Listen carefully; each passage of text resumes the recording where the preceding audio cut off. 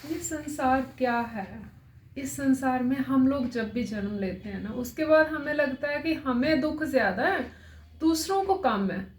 ऐसा ही था, मेरे जैसा एक कोई था इंसान जिसको लगा कि मैं किसी साधु संत के पास जाता हूँ और वहाँ जाके उससे अपनी सारी समस्याओं का ना हल पूछ के आता हूँ। वो चला गया कि कहीं साधु संत के पास, और जब वो साधु संत के पास पहुंचा ना, उस दिन बाय चांस जो उसके ऊंट थे ना, उसकी जो केयर टेकिंग थी ना, वो करने वाला कोई था ही नहीं। उसने कहा कि आज ना आप मेरे पास रह जाओ, रात को मैं आपका कोई भी समस्याओं का हल भी ढूंढ लूँगा। और हल ढूंढना क्या था, उसने उसकी परीक्षा लेनी थी।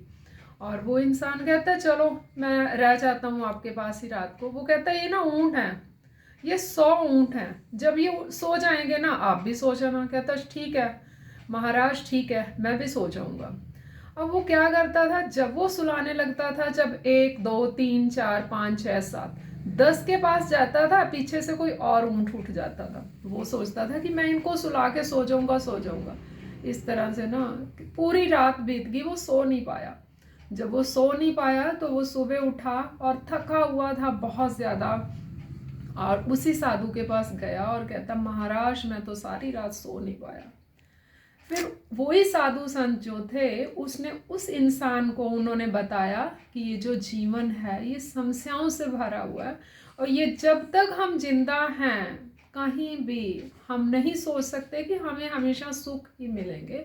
सुख और दुख एक दोनों आते हैं और जाते हैं। सो हमें क्या करना चाहिए, सुख में ज़्यादा खुश नहीं होना चाहिए और दुख में ज़्यादा दुखी नहीं होना, बराबर रहना चाहिए। धन्यवाद।